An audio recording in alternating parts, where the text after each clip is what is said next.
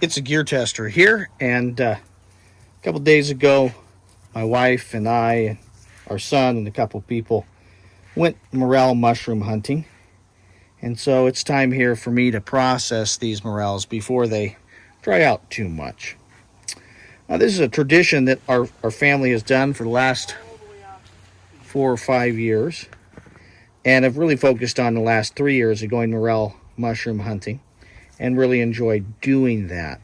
And our son is finally old enough and big enough that he could really partake in this. Now, here's an interesting fact about Mrs. Gear Tester. She does not like mushrooms to eat, but she loves finding mushrooms. And so it's kind of Easter egg hunting for adults. So we found quite a few here, you can see.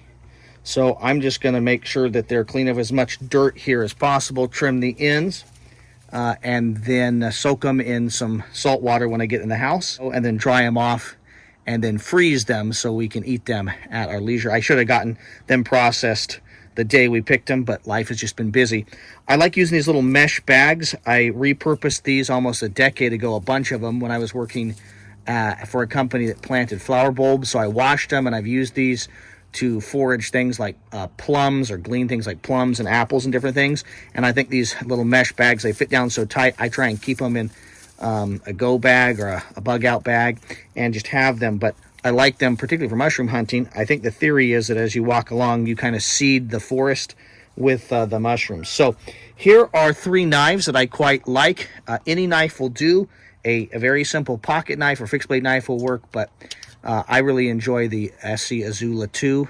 This is my smallest fixed blade knife that I have carried and used the most for the longest period of time. I've got some videos up on my website or up on my YouTube channel of it, but it's just a great knife. It's thicker and more sturdy than you need for mushroom hunting, but I really like it.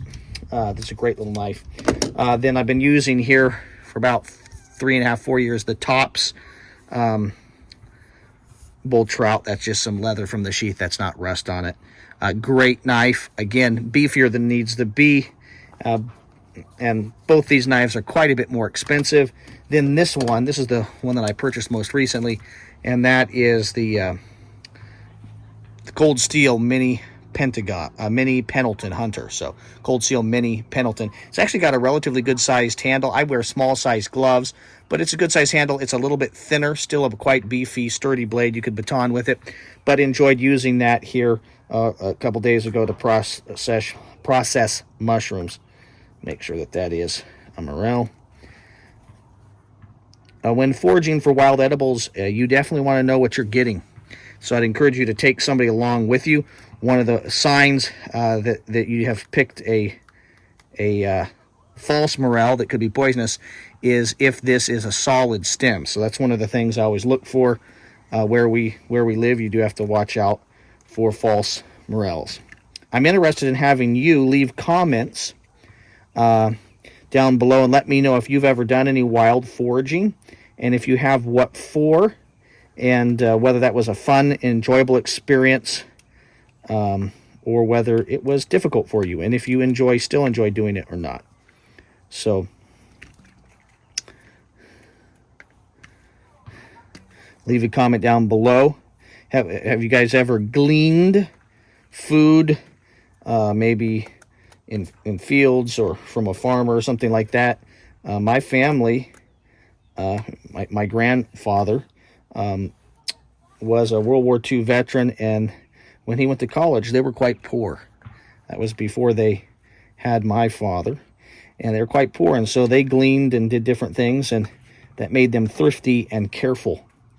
And I'm afraid that that's something that we have to, for many of us, have to kind of impose rather than have imposed upon us, which is on one hand a very good thing, that we have enough prosperity that we don't have to do things like gleaning.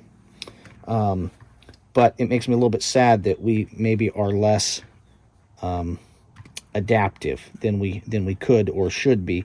Although necessity is the mother of invention, isn't it? So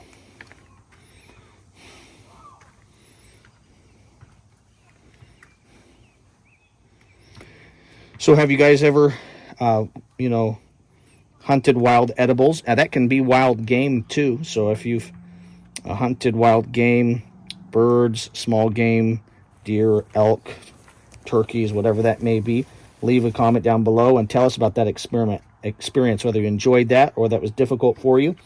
And